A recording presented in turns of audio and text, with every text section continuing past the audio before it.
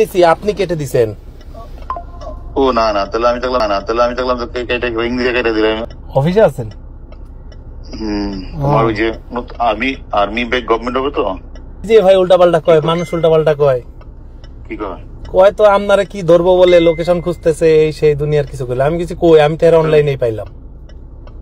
আমি তো অফিসে, আমি তো কইছি আমি তো এর অনলাইনেই পাইলাম। কই কয় কি যে কই হেরে তো আমরা পাইতেছি না। আমি কিছু আমি তো এর অনলাইনেই পাইছি।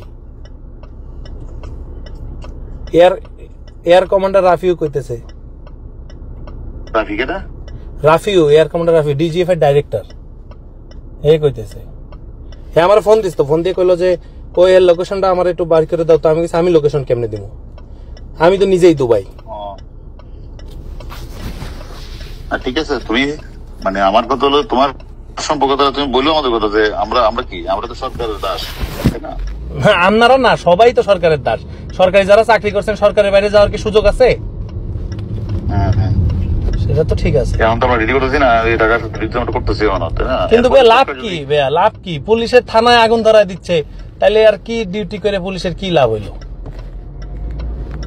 ওইটা কি কি করবা, মানে এটা তো মানে যুগে যুগে হবে এরকম, তাই না? থানায় আগুন ধরায় দিতেছে, ডিসিরা সব পালায় রয়েছে। 2-3 জন ডিসির সাথে কথা হইলো ডিবির, আমরা তো ভাই পালায় রয়েছি, গাড়ি পুরাই দিছে আমাদের।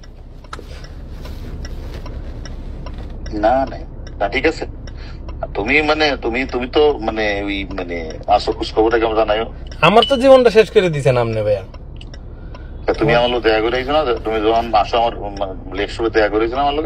করছি ভাইয়া, কিন্তু আমার তো মান সম্মান সব শেষ। মানুষজন তো তুমি যে আমার দেখা করে আইলা, তুমি গেলা কেন দুবাই? তুমি কি তোমার আমি খুশি কিছু তোমার?